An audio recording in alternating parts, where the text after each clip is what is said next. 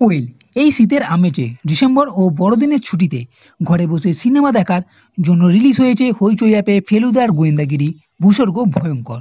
ফেলুদার আরও একটা নতুন অ্যাডভেঞ্চার ও ফেলুদার ভক্তদের জন্য এই সিনেমা ঘরে বসে মজা নেবার একটা অবরি পাওনা, যেখানে আরও একবার এই তিনজন তোপসে ও জটায়ুকে সঙ্গে নিয়ে ফেলুদার মগজাস্তের মাধ্যমে আরও একটি মিস্টেরিয়াস খুনের রহস্য সমাধান করতে দেখতে পাবো।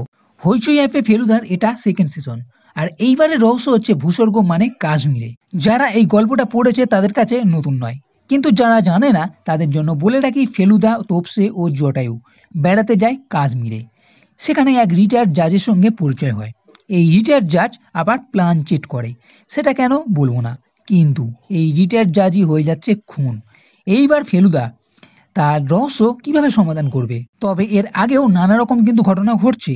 ফেলুদার উপর আক্রমণ, এই জাজের ছেলেকে মারার চেষ্টা, সবকিছুই এক রহস্য ও ধাঁধার মতো। প্রথম 5 মিনিট যদি ছেড়ে দিই তাহলে বাদবাকি বেশ ভালোই লাগবে।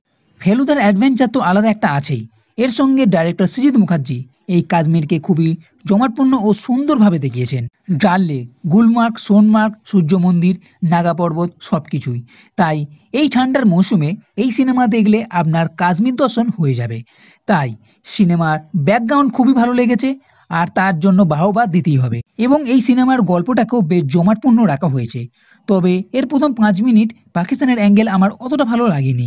এর সঙ্গে আরও একটা কথা তো বলতেই হবে, অন্য কারোর কথা বলতে পারবো না, তবে ফেলুদা হিসাবে টোটা রায়চৌধুরীকে আমার অতটা ভালো লাগে না। সেই দিক থেকে একটু হলেও মাইনাস পয়েন্ট লাগবে। এর সঙ্গে সিনেমার ক্লাইম্যাক্সও আরও একটু ভালোভাবে জমাতে পারত। সে যাই হোক, সব মিলিয়ে ফেলুদার নতুন সিনেমা মোটামুটি ভালো, বোর ফিল নেই।